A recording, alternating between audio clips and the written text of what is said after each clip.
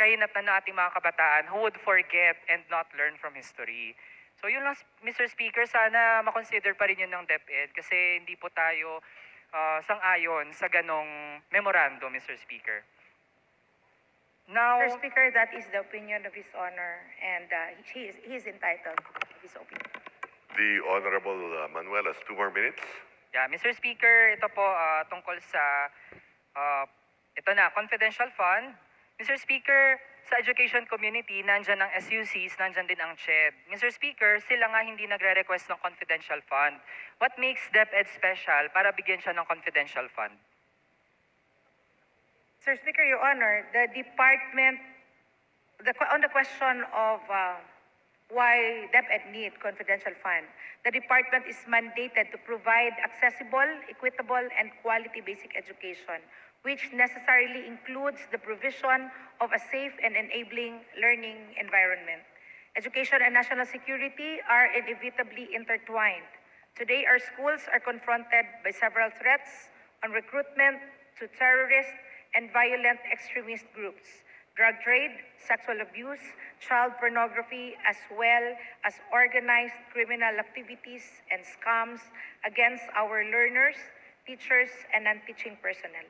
Confidential funds are necessary in gathering intelligence for the formulation and implementation of target programs, activities, and projects to combat threats to security in our Okay, schools Mr. Speaker, since and konti for na lang po our yung time ko, personnel. since I think online available na rin naman po yan. Mr. Speaker, pwede din kasi yung gamiting justification ng SUCs natin tsaka CHED. Pero Mr. Speaker, they never use those arguments para manghingi po sila ng confidential fund. And Mr. Speaker, sinabi din in defense of the confidential fund of DepEd, sabi po ng dating AFP Chief of Staff,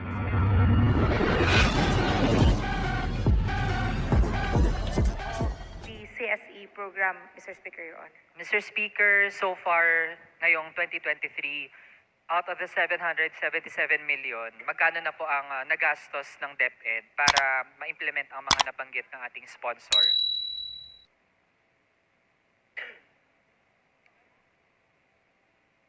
Mr. Speaker, Your Honor, I cannot give exact figure as of this moment because this school year has just started and these programs is continuing, but of course, this has to be rolled out. We have started the school year, Mr. Speaker, Your Honor. So Mr. Speaker, ano po ang status ng implementation nito? And also Mr. Speaker, ang pagtuturo rin talaga, nabahagi ng curriculum ang comprehensive sexuality education. Ano po ang status nito ngayon? Mr. Speaker, Your Honor, the programs that I have mentioned earlier, in the programs that I have mentioned earlier, the curriculum development and the training of teachers has already been conducted, Mr. Speaker, Your Honor. Mr. Speaker, ilang mga paaralan na sa bansa ang merong teachers na na-train na for eventually being able to teach comprehensive sexuality education?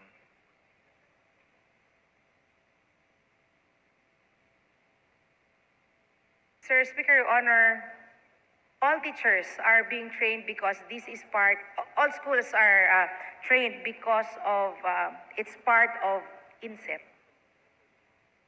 In-service training, Mr. Speaker, Your Honor. So Mr. Speaker, ibig sabihin po, confident tayo na kung pupunta po ako sa any random basic education institution, sigurado po ako, Mr. Speaker, na meron silang teachers na na-train na to teach comprehensive sexuality education. That is correct, Mr. Speaker, Your Honor. Okay, Mr. Speaker, meron na po bang costed implementation plan para sa comprehensive sexuality education?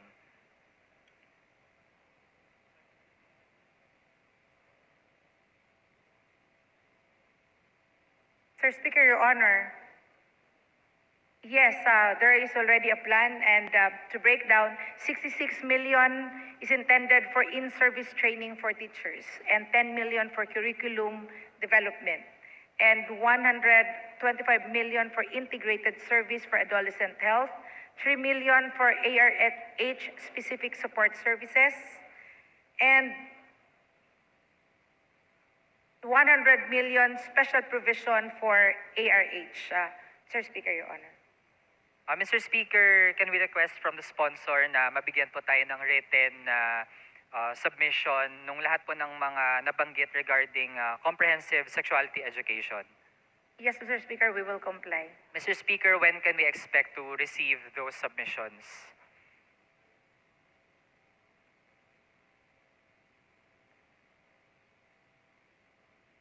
Tomorrow, Mr. Speaker, Your Honor. Thank you, Mr. Speaker. Kasunod po, Mr. Speaker, ito ay mga mas controversial na po na mga topics, Mr. Speaker. Ang nabanggit po ng DepEd Secretary regarding dropouts. Mr. Speaker, nabanggit po ng DepEd Secretary na dahilan daw ang mga rally kaya maraming mga nagda-drop out sa basic education. Can the department still stand by that position?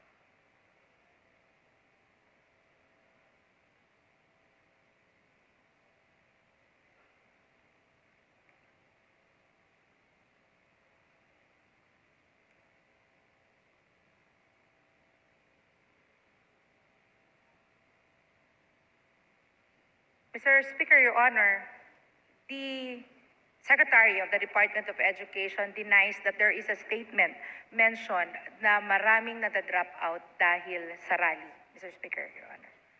Mr. Speaker, pwede po nating i-quote ang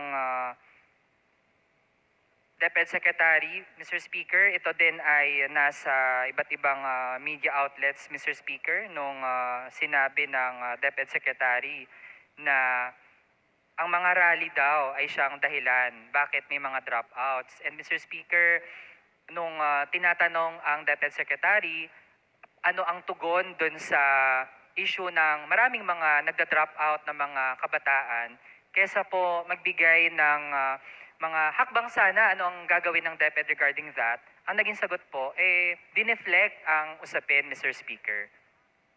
Mr. ano pang Speaker, comment? Your Honor, there was no statement from the Secretary of the Department.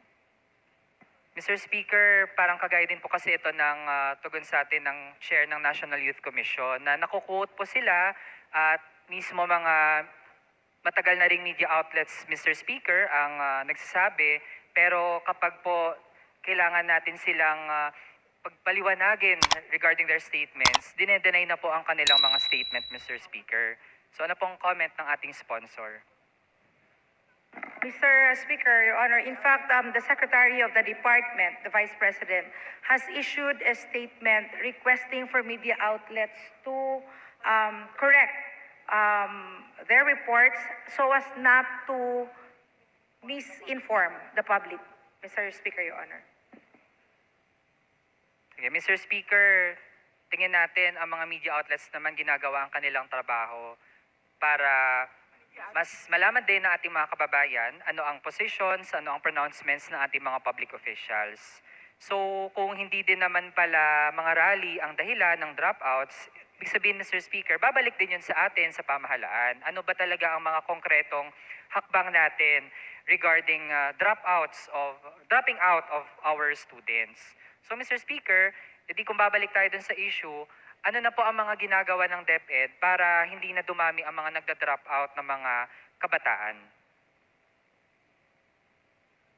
Sir Speaker, Your Honor, the department is implementing the non-formal school alternative learning system so as to accommodate those young people, out of school youth, for them to be able to avail of the education service of the country, of the government, Mr. Speaker, Your Honor. Mr. Speaker, ano ang mga dahilan bakit marami ang dropouts sa basic education? Mr. Speaker, Your Honor, based on the study conducted by the Department of Education, they identified several causes for dropout. One is the economic and livelihood reason. Second, lack of interest among young people. Third, migration of families because of employment. And with that, the department is implementing child-friendly policies so as to encourage our out-of-school youth to go back to school.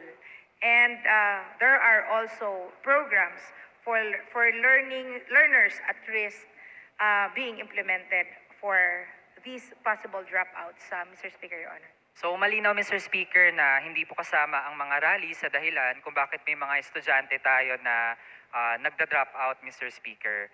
Now, ilan na po sa ngayon ang bilang ng dropouts? Kasi at first, Mr. Speaker, reported na 2 million yung hindi pa nakakapag-enroll as of the enrollment period for school year 2023-2024. So ngayon po, Mr. Speaker, at this time, kung may mga nakahabol na nag-enroll, edi ilan na po ang ating official na bilang ng mga nag-drop out? Sir Speaker, Your Honor, for this school year, we do not have a figure yet. But for school year 2022 to 2023, records of the Speaker, department... allow me to butt in. Kasi ang question ko pa, Mr. Speaker, ay for the upcoming school year. Kung meron po tayong budget for surveillance sa ibang mga bagay, Mr. Speaker, ito po basic information na dapat ready po ang DepEd na sagutin. Mr. Speaker, the encoding of the figures is still ongoing, and that is why the department could not provide the figure for this school year. But for 2022 and 2023, we can provide now the figure, and it's 349,788 dropouts for public school. Mr. Speaker, Your Honor. Yun lang po, Mr. Speaker, medyo disappoint po na hindi ready ang DepEd na ibigay ang ganong figure. Pwede naman po, Mr. Speaker, while ongoing ang pag-collect ng data, edi na-update natin regularly ang ating figures with the use of electronics at iba pang mga pamamaraan para mapabilis po yan, Mr. Speaker. Now, Mr. Speaker, regarding the memo na ginawa na pong diktadura, ang phrase na diktadurang Marcos. Mr. Speaker, hindi po ba ito magiging ambag sa state-sponsored disinformation? Dahil po factual naman and internationally recognized ang fact na diktador po si Ferdinand Marcos Sr. Mr. Speaker, Your Honor, the reason behind the removal of Marcos in the terminology dictaduriang Marcos is because of the main consideration on the to be able to be consistent in the framing of that portion of the new Araling Panlipunan curriculum, which is focused on historical themes and concepts and not each presidential term. Historical themes and the analysis of these may be in the context of one or more presidential themes. The following phrases are now used: pagpapatupad ng diktadura, epekto ng diktadura o paglaban sa diktadura. Any discussion on dictatorship in the Philippines in the 1970s will inevitably point to a discussion on the administration of former President Ferdinand Marcos Sr. Mr. Speaker, Your Honor. Mr. Speaker, sa panahon po na meron talagang mga systematic attempts to make the people forget what happened in the past. Mr. Speaker, dapat nga nakapanguna tayo lalo pa nating pagbutihin, di ba? Yung paano natin na ituturo ang ganung mga topics. So kaysa mag-step back po tayo, Mr. Speaker, dapat nga umabante pa tayo. And again, Mr. Speaker, wala namang diktadura kung wala pong diktador. So sino po yon ang tinutukoy ng diktadura, Mr. Speaker? Kaya mainam talaga mapangalanan yon. Lalo, Mr. Speaker, kung ang PCO hindi siya proactive sa pag-counter ng fake news. Tapos, Mr. Speaker, ang AFP pa sasabihin nakatulong sa ekonomiya ang martial law. Tapos, Mr. Speaker, ang DepEd din nagsistep back sa pagtuturo noon. So ano na lang ang kahinatnan ng ating mga kabataan who would forget and not learn from history. So yun lang, Mr. Speaker, sana makonsider pa rin yun ng DepEd kasi hindi po tayo sang-ayon sa ganong memorandum, Mr. Speaker. Now, Mr. Speaker, that is the opinion of His Honor, and he is entitled to his opinion. The Honorable Manuel has 2 more minutes. yeah, Mr. Speaker, ito po tungkol sa ito na, confidential fund. Mr. Speaker, sa education community, nandyan ang SUCs, nandyan din ang CHED. Mr. Speaker, sila nga hindi nagre-request ng confidential fund. What makes DepEd special para bigyan siya ng confidential fund? Sir Speaker, Your Honor, the department, on the question of why DepEd need confidential fund, the department is mandated to provide accessible, equitable, and quality basic education, which necessarily includes the provision of a safe and enabling learning environment. Education and national security are inevitably intertwined.